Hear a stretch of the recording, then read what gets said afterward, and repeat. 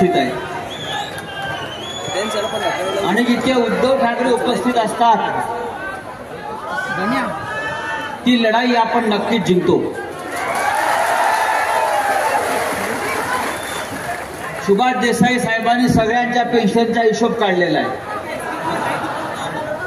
मला किती पेन्शन मिळणार हे पण त्यांनी आता मला सांगून टाकलेलं आहे. खासदार मिलिंद नार्वेकर नवीन आमदार आहात, त्यांची पेन्शन सुरू झाली,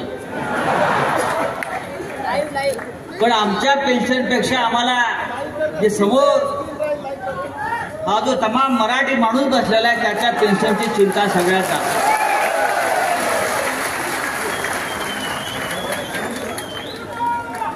नरेंद्र मोदी देशाचे प्रधानमंत्री आहेत. नरेंद्र मोदी देशाचे प्रधानमंत्री आहेत.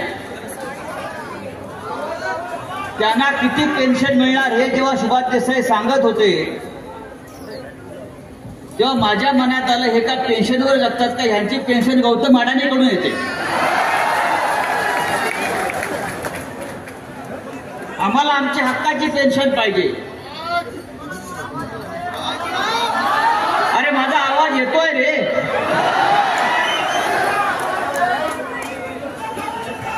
नरेंद्र मोदीचा एक नारा होता, अच्छे दिन आएंगे, हमको हमारे पुराने दिन चाहिए और पुरानी पेंशन चाहिए. तो मित्रांनो, ही आपली एकजूट अशीच ठेवा. कोणाच्या बापाची हिंमत नाही तुमचे हक्क हिरावून घेण्याची आणि तुमची पेन्शन हिरावून घ्यायची. या व्यासपीठावरती संपूर्ण शिवसेना उपस्थित आहे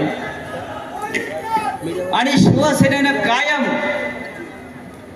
कामगारांच्या कर्मचाऱ्यांच्या प्रश्नासाठी संघर्ष केला, लढे दिलेले आहेत आणि हा कोणताही लढा कामगारांचा अपयशी ठरला नाही. आम्ही सतत हे लढे जिंकत आलो.